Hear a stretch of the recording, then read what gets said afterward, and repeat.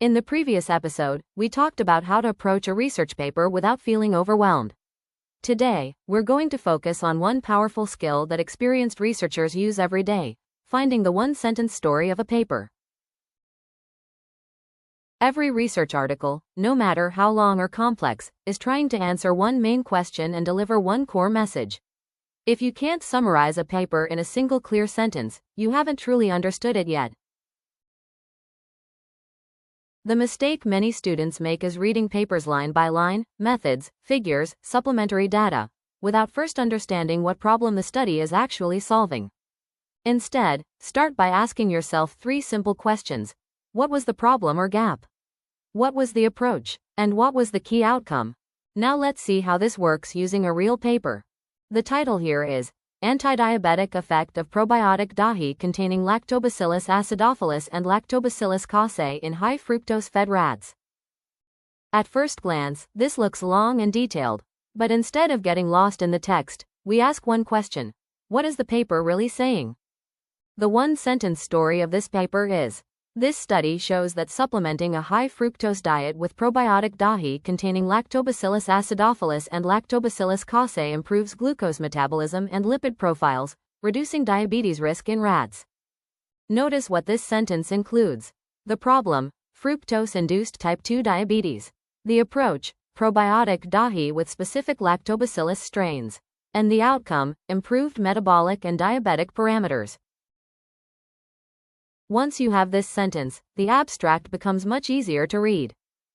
The methods now make sense: why fructose feeding was used, why glucose tolerance, insulin, lipids, and oxidative stress markers were measured.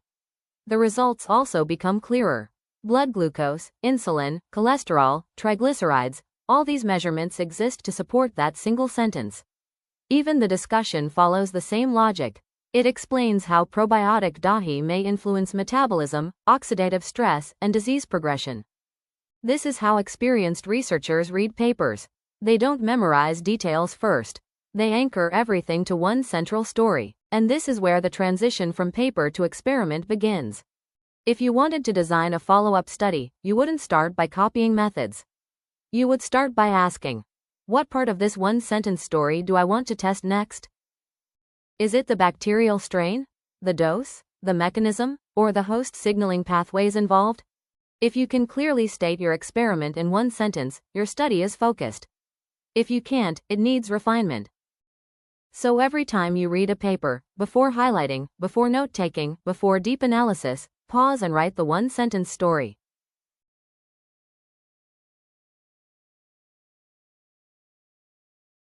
After understanding the one-sentence story, the next thing to look at is the authors and their affiliations.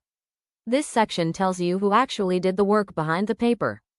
A paper with a single author often reflects independent, conceptual, or theoretical research. Multiple authors, on the other hand, usually indicate collaboration, shared experiments, larger datasets, or a multidisciplinary approach. Now look at the institutions involved. When multiple institutions are listed, it often suggests access to specialized facilities, diverse expertise, and stronger experimental validation. As reviewers and researchers, we don't judge quality by names, but we do use this section to understand the expertise involved, the strength of collaboration, and any potential advantages or conflicts of interest.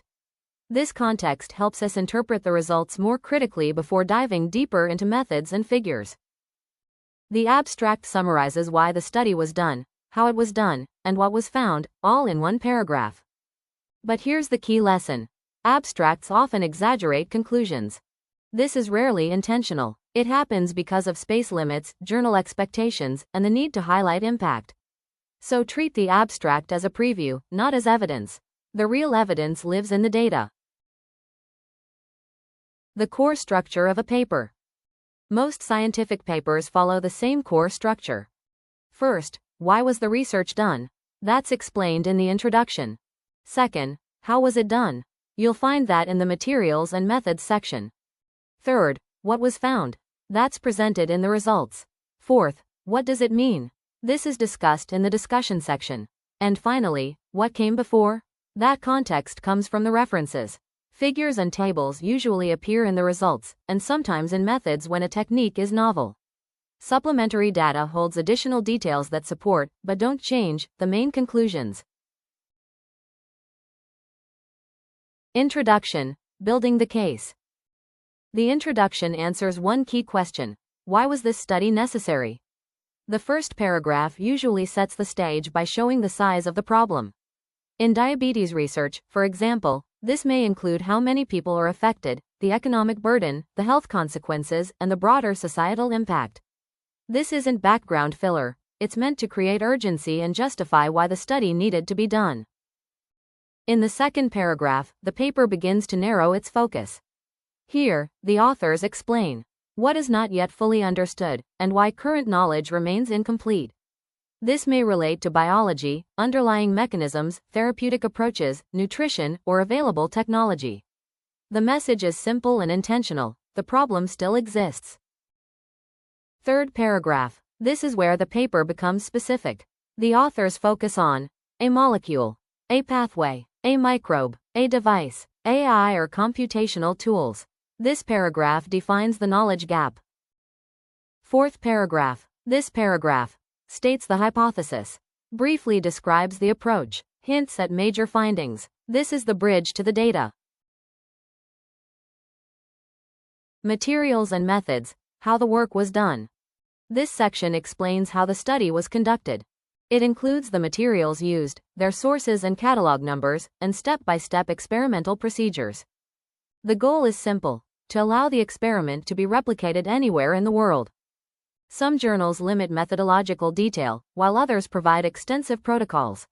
As a reader, always check the experimental design, the controls used, and whether the study is truly reproducible. Results. The evidence. The results section is the heart of the paper. It's usually divided into 4 to 7 subsections, each built around one main figure or table. Each subsection answers one specific question. Subheadings guide the logic, and every figure should support one clear claim. Additional data is often placed in the supplementary files. When reading results, focus on the controls, sample size, statistical analysis, and consistency across experiments. Figures don't lie, interpretations sometimes do. Discussion. What is new and why it matters? The discussion explains what is newly discovered, how those findings fit within existing knowledge, and why the results matter. Strong discussions do not repeat the results. They do not overclaim, and they openly acknowledge limitations. This section reveals scientific maturity, intellectual honesty, and translational relevance. For reviewers, the discussion is one of the most heavily judged sections of the paper. A scientific manuscript is not meant to be read line by line. It is meant to be evaluated logically. Once you understand the structure, you read faster. You think deeper. You design better experiments. In the next video, we will walk through how to read a scientific paper correctly, and show exactly how to apply this framework in practice. Science becomes powerful when you know how to read it. If you found this video helpful, please like, share, and subscribe to Muse B Research. Your support helps us bring more practical research content to you. Have a topic in mind? Leave a comment below. We'd love to hear from you.